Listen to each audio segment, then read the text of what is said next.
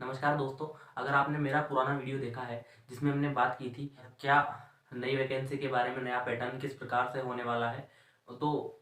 उस वीडियो में मैंने बताया था कि एक और वीडियो में लेके आऊँगा आपके लिए। तो आज का ये वीडियो उसी टॉपिक पर होने वाला है। लास्ट वाला अगर वीडियो किसी ने नहीं देखा है तो डिस्क्रिप्शन में लिंक है, उसको आप जाके देख सकते हैं। चैनल पर अगर आप नए हैं तो चैनल को सब्सक्राइब कर सकते हैं। तो आज की इस वीडियो में आपको बताने वाला हूँ कि नई जो रीट वैकेंसी दोबारा से आ रही है 46,500 पदों के ऊपर, उसमें क्या पैटर्न होने वाला है। तो आपको पता चल गया होगा कि दो पेपर्स की यहाँ पे बात हो रही है कि दो पेपर आपके लिए जाएंगे इस बार। जो 2012 से पहले का जो पैटर्न था एग्जाम का, उसी के बिहाफ पे इस बारे में बात चल रही है, जिसके अंदर एक आर टेट होता है आपका और दूसरा आपका रीट होता है। और उसी के आधार पर थर्ड ग्रेड टीचर जो है उनकी वैकेंसी कंप्लीट की जाती थी। उस पैटर्न में क्या था कि जो आर टेट फर्स्ट एग्जाम होता है आपका, वो रीट के ही सेम पैटर्न पे होगा जो अभी लास्ट टाइम हुई थी, लेकिन उसका 20% और सेकंड पेपर का 80% वेटेज भी वहाँ पे जोड़ा जाता है। सेकंड पेपर की अगर हम बात करें तो वहाँ पे आपको साइंस हो या सोशल साइंस, दोनों को ही जो है राजस्थान जीके, ज्योग्राफी, कल्चर वगैरह के बारे में डीप स्टडी करनी होती थी। तो अगर ये पैटर्न फिर से लागू हुआ तो जीके आपके थर्ड ग्रेड सिलेबस में भी इंक्लूड हो जाएगी एक बार फिर से। साइंस वालों के लिए थोड़ा सा प्रॉब्लमेटिक हो सकता है, क्योंकि जो फ्रेशर स्टूडेंट थे जिन्होंने फर्स्ट टाइम रेट का एग्जाम दिया था तो उन्होंने जीके नहीं पढ़ी थी। बाकी जो पैटर्न था वो तो उनका कंप्लीट हो जाएगा, लेकिन क्योंकि उन्होंने जीके नहीं पढ़ी थी, पुराने जो स्टूडेंट हैं जिन्होंने और एग्जाम्स की भी तैयारी कर रखी है और जिन्होंने जीके कंप्लीट कर रखी है, तो उनके लिए थोड़ा सा फायदेमंद हो सकता है। मैं आपको बताऊं कि अब आपके दिमाग में चल रहा होगा कि इससे बेहतर अगर जीके भी आ रही है, नया ही पैटर्न लग जाएगा, तो आपको सेकंड ग्रेड की तैयारी स्टार्ट करनी चाहिए या फिर आपको रीट की तैयारी वापस से स्टार्ट करनी चाहिए। तो ये जो है रीट के पैटर्न के बारे में तो कंफर्म जो है ऑफिशियली अपन 10 या 15 मार्च के बाद जो ऑफिशियल न्यूज़ आने की बात है, कही जा रही है, तभी पता चल पाएगा। और जैसे ही कोई ऑफिशियल नोटिफिकेशन इस बारे में आएगा तो मेरे चैनल के थ्रू मैं आपको आपके साथ शेयर कर लूँगा। तो मैं आपको बताना चाहता हूँ कि अगर आपने सेकंड ग्रेड की तैयारी जो है स्टार्ट कर दी है, तो मुझे लगता है आपको नोटिफिकेशन आने तक वेट नहीं करना है और सेकंड ग्रेड की तैयारी में ही कंटिन्यू उसको रखना है। और जिन्होंने स्टार्ट नहीं की, प्लीज़ आप स्टार्ट कर दीजिए, क्योंकि मैं सिलेबस के बारे में, दोनों के सिलेबस के बारे में आपसे बात करने वाला हूँ, रीट और सेकंड ग्रेड के सिलेबस के बारे में, क्योंकि वो भी यहाँ पे काफ़ी ज़्यादा इंपॉर्टेंट होने वाला है। मैं आपको बताना चाहता हूँ कि जिन्होंने भी सेकंड ग्रेड की प्रिपरेशन स्टार्ट नहीं किया तो उसका एक सिलेबस आपको पता है, उसका पैटर्न आपको पता है, तो आपको जल्दी से जल्दी उसकी तैयारी स्टार्ट कर देनी चाहिए। और ये एक मंथ जो है आपके पास, 1 से 1.5 जो महीना है, इसको आप वेस्ट नहीं करते हुए आप जीके पढ़ना स्टार्ट करिए, आप और जो टॉपिक स्टार्ट करिए। भले ही आप सेकंड ग्रेड का पेपर फर्स्ट जो है, जिसके अंदर आपको साइकोलॉजी मिलेगी, एजुकेशन साइकोलॉजी मिलेगी, आपको करंट अफेयर्स, इंडियन जीके और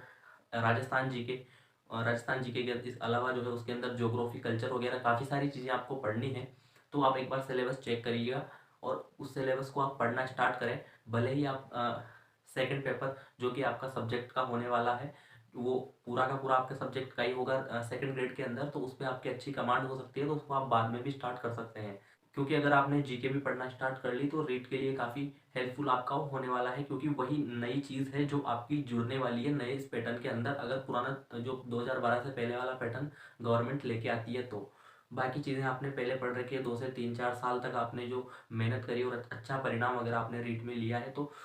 मुझे लगता है काफ़ी सारी चीज़ें आपको दोबारा से बस उनको रिवाइज करना है और आप उनको जल्दी से कंप्लीट कर लेंगे। तो मेन चीज़ यहाँ पे जो है आपको फेस करनी पड़ेगी और जीके को लेकर करनी पड़ेगी। और हर एक सब्जेक्ट की अगर मैं आपसे बात करूँ तो दोनों ही पेपर्स में, यानी सेकंड ग्रेड और रीट में, काफ़ी मैच करने वाले हैं दोनों के सिलेबस। मैंने चेक किया पुराना अगर सिलेबस रीट का, उसके अकॉर्डिंग मैं आपको बताऊँ तो अगर जीके की बात करें तो राजस्थान जीके दोनों ही एग्जाम में है, तो 60 to 70% अगर किसी का भी आप पढ़ते हैं तो दोनों ही एग्ज़ाम का आपका क्लियर होता है।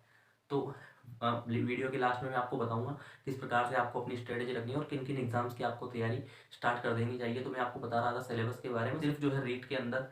आर टेट अगर होता है तो उसके अंदर लैंग्वेज आती है जो कि आपने पहले से ही बहुत अच्छे से तैयार कर रखी है, और वो सिर्फ आपके एलिजिबिलिटी टेस्ट जो होगा उसी के अंदर आने वाली है, जिसको आपको सिर्फ कंप्लीट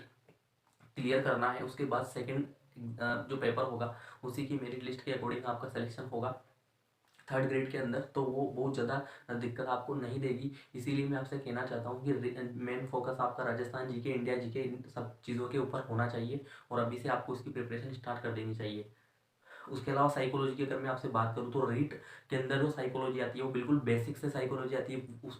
उसमें अगर आपने बेहतर स्कोर किया है या आपको साइकोलॉजी बहुत अच्छी तरह से आती है, CDP चाइल्ड डेवलपमेंट पेडागोजी और एजुकेशनल साइकोलॉजी, तो अगर वो जिसने कंप्लीट कर रखी है बहुत अच्छे से आती है तो 70 to 75% जो है सेकंड ग्रेड की साइकोलॉजी आपकी कंप्लीट हो जाती है। जैसे मैंने जो है सिलेबस है उसका देखा और टॉपिक्स जब मैच किए तो अप्रोक्स 90% टॉपिक्स तो बिल्कुल मैच करते हैं, और थोड़ा सा सिलेबस ऊपर नीचे अगर हो भी जाता है, कुछ एक पॉइंट्स का डिफरेंस आता है, तो वो आपको थोड़ा एक्स्ट्रा एफर्ट करके आप दोनों की प्रिपरेशन एक साथ साइकोलॉजी को लेके, चाहे वो थर्ड ग्रेड हो चाहे वो सेकंड ग्रेड हो, कर सकते हैं। जीके की भी मैंने आपको बताया कि 60 to 70% सिलेबस आपका सेम होगा। जैसे ही आपका नया पैटर्न आता है तो उस बारे में आपको बताऊंगा, तो वहाँ से भी आप चाहे सेकंड ग्रेड की तैयारी करें चाहे थर्ड ग्रेड की, आपका 60 to 70% सिलेबस कवर होता चला जाएगा। तो मुझे लगता है फिर 10-20% आप खुद से थोड़ा एक्स्ट्रा एफर्ट कर सकते हैं दोनों पेपर्स के लिए, और एक साथ आप दोनों पेपर्स की तैयारी भी कर सकते हैं। लेकिन अभी कोई फिक्स पैटर्न आने से पहले तक मैं आपसे यही कहना चाहता हूँ कि आप सेकंड ग्रेड की प्रिपरेशन कंटिन्यू रखें। इसके अलावा अगर सेकंड ग्रेड के सेकंड पेपर की मैं बात करूँ तो वो आपका मेन सब्जेक्ट से होने वाला है। और अगर जैसे कि मैं बात करूँ साइंस वालों के लिए, तो जो सेकंड ग्रेड साइंस से देना चाहता है उसके सिलेबस में फिजिक्स केमिस्ट्री और बायोलॉजी आनी है, और वो ग्रेजुएशन और सेकेंडरी लेवल तक की कंप्लीट आनी है। अगर आपने ये दोनों पढ़ लिए तो मेरे ख्याल से मुझे नहीं लगता रीट के अंदर जो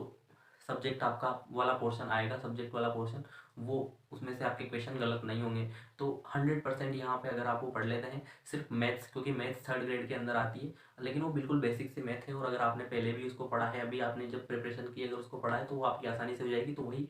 30-40% एक्स्ट्रा एफर्ट सब्जेक्ट में आपको रीड के लिए करने होंगे अगर आप सेकंड पेपर, हाँ, सेकंड ग्रेड के अंदर सेकंड पेपर में साइंस लेते हैं। वहीं अगर मैथ की बात करें तो वहीं पे एक्स्ट्रा वो एफर्ट जो है, क्योंकि थर्ड ग्रेड में उनको बायोलॉजी पढ़नी पड़ेगी, क्योंकि सेकंड ग्रेड के सेकंड पेपर में अगर आप मैथ से करते हैं तो सिर्फ मैथ्स आती है,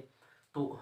वही थोड़ा सा आपको एफर्ट लगाना है। तो मैं मिला के एक परिणाम जो आज की इस वीडियो का निकलता है कि आपको जो है दोनों ही एग्ज़ाम की तैयारी कंटिन्यू रखनी चाहिए, और जो टॉपिक सेम है आप चाहें तो किसी स्पेसिफिक की तैयारी पहले से कंटिन्यू रखें। जैसे अभी आप सेकंड ग्रेड की तैयारी जो है कंटिन्यू रखें अगर आप पहले से कर रहे हैं, या फिर अगर आप करना चाहते हैं तो बिल्कुल आपको सोचना नहीं चाहिए, आपको अभी से तुरंत स्टार्ट कर देना चाहिए सेकंड ग्रेड की प्रिपरेशन आपको सिलेबस के अकॉर्डिंग। और उसके बाद ये जब आपका कंप्लीट हो जाएगा तो पैटर्न आने के बाद, वो फॉर्म वगैरह फिल होने के बाद, एग्जाम डेट्स आने के बाद, तब आपको थोड़ा आइडिया लग जाएगा, तो आप फिर रीट की भी तैयारी स्टार्ट कर सकते हैं। अगर पहले जिसका एग्ज़ाम होगा फिर उस पर आप अपने आप को शिफ्ट कर सकते हैं, क्योंकि काफ़ी सारी चीज़ें ऐसी है जो आपने पढ़ चुके होंगे आप, या फिर वो सेम होने वाली है सिलेबस में, तो बहुत ज़्यादा दिक्कत आपको होने नहीं वाली, जहाँ तक मेरा अनुमान है। तो आप आसानी से जब दोनों आप क्लियर कर सकते हैं थोड़ा सा अपना एफर्ट लगा के, तो मुझे लगता है आपको दोनों के ऊपर फोकस करना चाहिए। फोकस में तो ऐसा है बहुत ज़्यादा दिक्कत है नहीं, आप जैसे एक का सिलेबस चेक करेंगे, फिर आप ये नया पैटर्न आने के बाद जब दूसरे का सिलेबस भी चेक करेंगे, तो चीज़ें अगर वैसी ही रही पुरानी जैसी रीट के लिए, तो बहुत ज़्यादा दिक्कत मुझे नहीं लगता होने वाली है। और ओवरऑल मैं आपको बताऊं तो दोनों ही थर्ड ग्रेड हो चाहे सेकंड ग्रेड हो, अगर पुराने पैटर्न के अकॉर्डिंग थर्ड ग्रेड होती है तो 60 to 70% सिलेबस मिनिमम, अगर मैं बताऊं आपको तो मिनिमम 60% सिलेबस तो ऐसा है जो आपका बिल्कुल